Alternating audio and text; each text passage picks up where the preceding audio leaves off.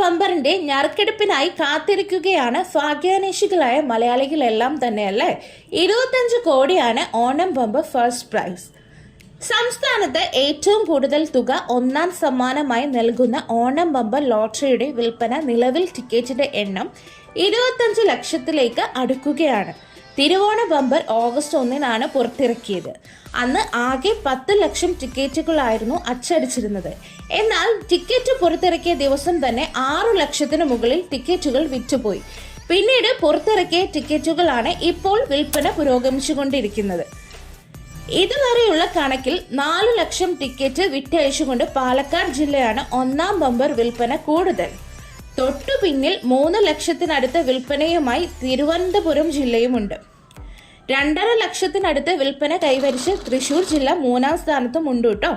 വയനാട് ദുരന്തത്തിൽ പശ്ചാത്തലത്തിൽ വിൽപ്പനയിൽ ഇടിവുണ്ടാകുമെന്ന് ലോട്ടറി വകുപ്പ് പ്രതീക്ഷിച്ചിരുന്നെങ്കിലും വിൽപ്പന കുതിച്ചുയരുകയായിരുന്നു.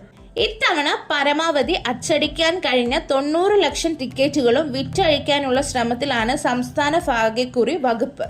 തിരുവോണം ബമ്പറിന്റെ അതായത് BR99 10 സീരീസുകളിലെ ടിക്കറ്റുകളിൽ ഒന്നാം സമ്മാനമായി നൽകുന്നത് 25 കോടി രൂപയാണ്. രണ്ടാം സമ്മാനവും കോടികൾ തന്നെ. പക്ഷേ അത് ഭാഗ്യാന്വേഷികളിലെ 20 പേർക്ക് 1 കോടി വീതമെന്ന പ്രകൃതിയോട് കൂടിയതുമാണ്.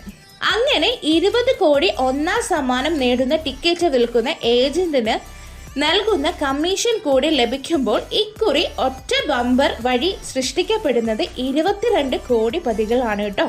ഒന്നാം സമ്മാനാർഹമാകുന്ന ടിക്കറ്റിന്റെ മറ്റ് 9 സീരീസുകളിലെ അതേ നമ്പറുകൾക്ക് സമാശ്വാസ സമ്മാനമായി 5 ലക്ഷം രൂപ വീതം ലഭിക്കും. 20 പേർക്ക് 50 ലക്ഷം രൂപ വീതം നൽകുന്ന 3-ാം സമ്മാനവും 10 പേർക്ക് 5 ലക്ഷം രൂപ വീതം നൽകുന്ന 4-ാം സമ്മാനവും 2 ലക്ഷം രൂപ വീതം നൽകുന്ന 5-ാം സമ്മാനവുമായാണ് പിന്നീട് വലിയ സമ്മാന തുകകൾ. 6-ാം സമ്മാനം 5000 രൂപയും 7-ാം സമ്മാനം 2000 രൂപയുമാണ്. 8-ാം സമ്മാനം 1000 രൂപയുമാണ്. 9-ാം സമ്മാനമായി അവസാന 4 അക്കത്തിന് 500 രൂപ ഉറപ്പാക്കുന്ന സമ്മാനങ്ങളും നിശ്ചയിച്ചിട്ടുണ്ട്. 500 രൂപയാണ് ഒരു ടിക്കറ്റിന് വില നിശ്ചയിച്ചിരിക്കുന്നത്. 2024 ഏപ്രിൽ മുതൽ ഓഗസ്റ്റ് വരെ സമ്മാന ഇനത്തിൽ മാത്രം ലോട്ടറി വകുപ്പ് വിതരണം ചെയ്തത് 2400 കോടി രൂപയാണ്.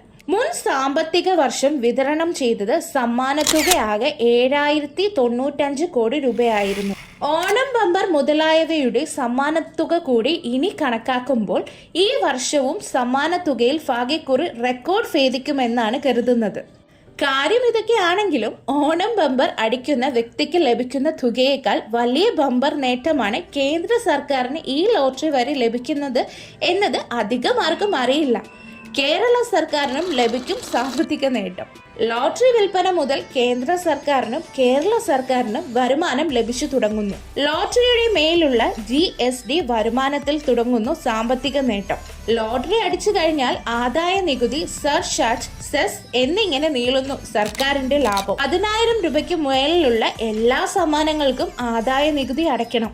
1961 ആദായ നികുതി നിയമത്തിലെ 194B വകുപ്പ് പ്രകാരം 10,000 രൂപയ്ക്ക് മുകളിലുള്ള സമ്മാനം ലോട്ടറിയിൽ നിന്ന് ലഭിച്ചാൽ ആ തുകയ്ക്ക് നികുതി ഈടാക്കിയ ശേഷം മാത്രമേ പണം വിതരണം ചെയ്യാൻ സാധിക്കുകയുള്ളൂ. 10,000 രൂപയ്ക്ക് മുകളിൽ സമ്മാനം വാങ്ങുമ്പോൾ ലോട്ടറി വകുപ്പ് 30% ആദായ നികുതി ഈടാക്കും സമ്മാനം നൽകുന്ന സ്രോതസ്സിൽ നിന്ന്.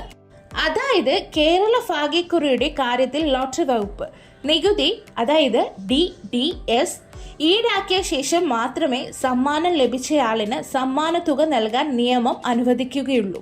ലോട്ടറി അടിക്കുകയോ പണമായി സമ്മാനം ലഭിക്കുകയോ അല്ല വസ്തുക്കളാണ് സമ്മാനമായി ലഭിക്കുന്നതെങ്കിൽ, ഉദാഹരണത്തിന് കാർ, മൊബൈൽ, ലാപ്ടോപ്പ്, വാച്ച്, പേന ഇവയുടെ മൂല്യം കണക്കിലാക്കി തത്തുല്യമായ തുകയുടെ 30% തുക ആദായ നികുതിയായി നൽകേണ്ടതാണ്. ഇനി സമ്മാനമായി ലഭിക്കുന്ന തുക 50 ലക്ഷത്തിന് മുകളിലാണെങ്കിൽ ആദായ നികുതിക്ക് മേൽ വീണ്ടും സർചാർജും സെസ്സും നൽകേണ്ടി വരും. സമ്മാനം ലഭിച്ച വ്യക്തിയുടെ അല്ലെങ്കിൽ വ്യക്തികളുടെ നികുതി സ്ലാബിന് അനുസൃതമായിരിക്കും സർചാർജ്, സ്ലസ് എന്നിവ ഈടാക്കുക. ഈ സർചാർജും സ്ലസും സമ്മാന ജേതാക്കളിൽ നിന്നാണ് ആദായ നികുതി വകുപ്പ് ഈടാക്കുക. സമ്മാനം ലഭിച്ച വ്യക്തിയുടെ അല്ലെങ്കിൽ വ്യക്തികളുടെ നികുതി സ്ലാബിൽ അനുസൃതമായിരിക്കും സർചാർജ്, സ്ലെസ് എന്നിവ ഈടാക്കുക. ഈ സർചാർജും സ്ലെസും സമ്മാന ജേതാക്കളിൽ നിന്നാണ് ആദായ നികുതി വകുപ്പ് ഈടാക്കുക. ഇത്തവണ ഓണം ബമ്പർ സമ്മാനം ഒന്നാം സമ്മാനം 25 കോടി രൂപയാണ്. അതിലെ ഓണം ബമ്പറിനുള്ള ഏജന്റ് കമ്മീഷനായ 10% കുറയും. അതായത് 2.5 കോടി രൂപ ഏജന്റ് കമ്മീഷൻ കഴിച്ച് 22.5 കോടി രൂപയായിരിക്കും സമ്മാന തുക. ഇതിലെ ആദായ നികുതി 30% ഈടാക്കി അടച്ച ശേഷം ബാക്കി 15 കോടി 75 ലക്ഷം രൂപയാകും ഒന്നാം സമ്മാനം നേടുന്ന വ്യക്തി അല്ലെങ്കിൽ വ്യക്തികൾക്ക് ലഭിക്കുക. ഈ തുകയിൽ നിന്ന് ആദായ നികുതി, സർചാർജ്, സ്ലെസ് എന്നിവ അവരുടെ നികുതി സ്ലാബ് അടിസ്ഥാനമാക്കി അടയ്ക്കേണ്ടി വരും. 37% സർചാർജ്, 4% സ്ലെസ് എന്നിങ്ങനെയാണ് ഈടാക്കുക. കമ്മീഷൻ, ടാക്സ്, സർചാർജ്, സ്ലെസ് എന്നിവയെല്ലാം കഴിച്ച് ഒടുവിൽ കയ്യിൽ കിട്ടുക 12.88 കോടി രൂപയാണ്. ഇത്തവണത്തെ ഓണർ ബമ്പർ തുക ഒന്നാം സമ്മാന തുകയിലെ വൻ വർധനവ് ഉള്ളതിനാൽ മറ്റ് സമ്മാന തുകകളിലെ വർധനവും കാരണം ആദ്യത്തെ 4 സമ്മാനങ്ങളും ഒന്നാം സമ്മാനത്തിലെ കൺസോളേഷൻ സമ്മാനങ്ങളും മാത്രം കോടികൾ വരും. ഇതിൽ സമ്മാനം ലഭിക്കുന്നവരും കമ്മീഷൻ ലഭിക്കുന്നവരും നൽകുന്ന ആദായ നികുതി മാത്രം 12 കോടി രൂപയ്ക്ക് പുറത്തു വരും. ഇതിൽ സർചാർജ്, സ്ലെസ് എന്നിവ കൂടി ഈടാക്കുന്നതോടെ ആദായ നികുതി വകുപ്പിന് ഒന്നാം ബമ്പറിൽ നിന്ന് തന്നെ നല്ലൊരു തുക വരുമാനമായി ലഭിക്കും.